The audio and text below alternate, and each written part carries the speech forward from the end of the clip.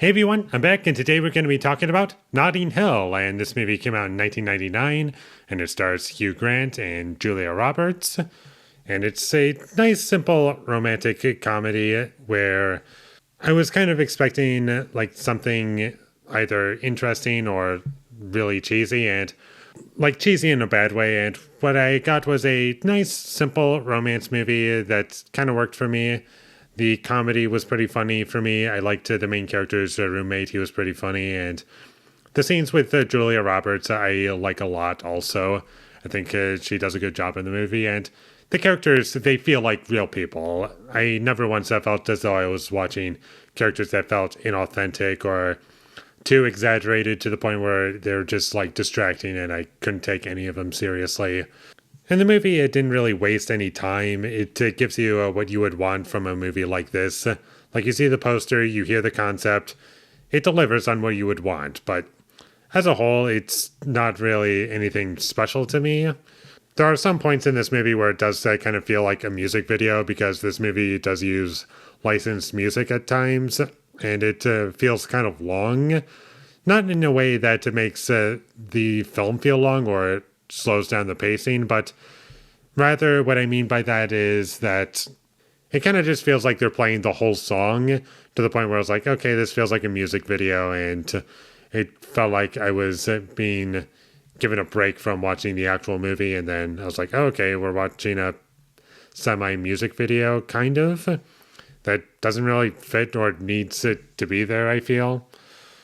But it's not like a big deal, but I just feel as though it didn't need to happen. It could have just been plain and not the full song and not feel like a music video. And there were a couple of choppy editing choices in this movie that dragged it down a little bit for me.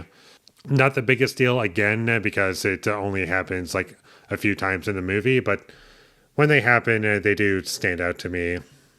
And the whole main two characters running into each other cliche thing was a bit annoying, and I wish that they resisted from doing that. I just wish that certain decisions were not made. And the structure of the movie is kind of odd, and also there's kind of a second half low point. Instead of happening at the end of the second act, it more or less happens halfway through the movie. And it kind of just felt pointless, like that didn't need to be there. The movie wasn't particularly well shot or interesting to look at, if you ask me. Like, I can't even think of any specific shot that like stands out to me and feels like it's communicating with what the story that you're watching is like going hand in hand. Like, it's not complementing anything. It's just you see what's needed to be shown, and that's it. And there were parts of the story that felt unnecessary. Like, there was a scene where the main character had to basically lie and say that he works for a magazine cover, and that was kind of funny, and I thought that was going to be brief, but they actually dedicate an entire sequence to that, almost. Not really a sequence, but an entire section of the movie where, yes, they keep lying about the film, and I was like, does that seriously need to be there? Really? It just felt like filler to me. And I also just felt as though this movie could have been shorter overall. Does it really need to be 2 hours long? Not really.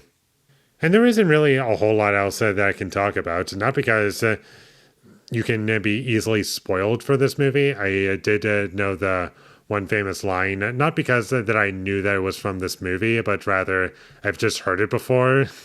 So that was kind of ruined for me.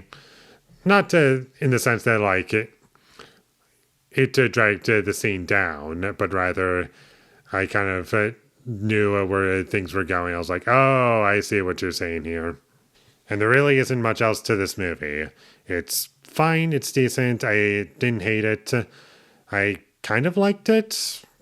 I enjoyed the experience overall. It's just that I wish that it was done a bit differently, and just a lot of things that I wish that it did that it wound up not doing, or just giving it in the hands with someone with a bit of a vision when it came to the visual look of this movie.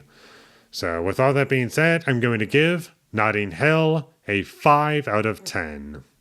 Thank you for watching my videos. As always, if you enjoyed this review, be sure to leave a like and comment down below your thought of Notting Hill, and my social media links, they will all be in the description, so follow me there. And last but not least, subscribe to be a part of Foley Nation, and I'll see you when I get my next review up, and that is going to be for Mickey 17. So look forward to that, but until I get that up, thank you for watching, and have a great day.